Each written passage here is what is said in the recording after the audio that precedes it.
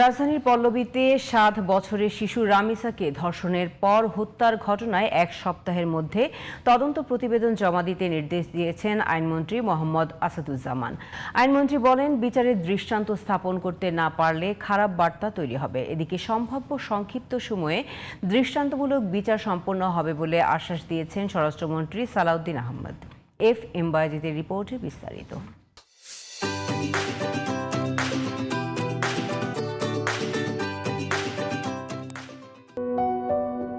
গত মঙ্গলবার সকালে রাজধানীর পল্লবীতে প্রতিবেশীর ফ্ল্যাটের খাটের নিচ থেকে আব্দুল হান্নান মোল্লা ও পারভিন বেগম দম্পতির মেয়ে রামিসা আক্তারের মস্তকবিহীন দেহ এবং পরে বাথরুম থেকে খণ্ডিত মাথা উদ্ধার করে পুলিশ। নৃশংস এই হত্যাকাণ্ডের পর দেশজুড়ে ক্ষোভ ও প্রতিবাদের ঝড় ওঠে। পরে নারায়ণগঞ্জের ফতুল্লা থানার সামনে থেকে অভিযুক্ত সোহেল রানাকে গ্রেপ্তার করা হয়। থানায় এনে ব্যাপক জিজ্ঞাসাবাদ করা হলে গ্রেপ্তার সোহেল ঘটনার কথা স্বীকার করেন। বৃহস্পতিবার সকালে সচিবালয়ে নিজ কার্যালয়ে এ প্রসঙ্গে প্রশ্নের জবাবে আইনমন্ত্রী জানান, সরকার বিচার প্রক্রিয়া দ্রুত করতে সব ধরনের ব্যবস্থা নিয়েছে। মৃত্যুদণ্ড কার্যকরের ক্ষেত্রে আইনি কাঠামোর কথাও তুলে ধরেন মন্ত্রী। বলেন, নারী ও শিশু নির্যাতন দমন ট্রাইব্যুনালেই মামলাটির বিচার হবে।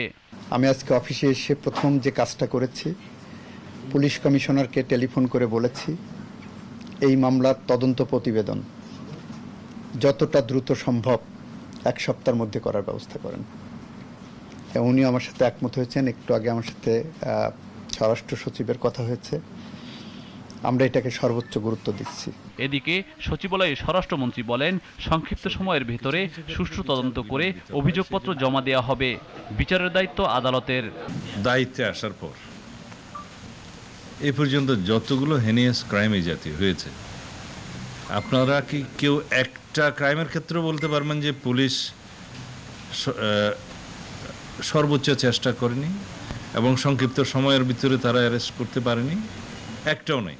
আমার কাছে তালিকা সবগুলো আছে। যদি তার ব্যত্যয় কিছু হয়ে থাকে আপনারা প্রশ্ন তুলতে পারবেন। রামিসার ব্যাপারেও 24 ঘন্টার ভিতরে আসামি গ্রেফতার হয়েছে। আমরা এটুকু এসিউরেন্স দিতে পারি, আমাদের পক্ষ থেকে সংক্ষিপ্ত সময়ের ভিতরে সুষ্ঠু তদন্ত করে চার্জশিট দাখিল করা হবে। বিচারের দায়িত্ব আদালতের। FM Bayzid, GTV news, Dhaka.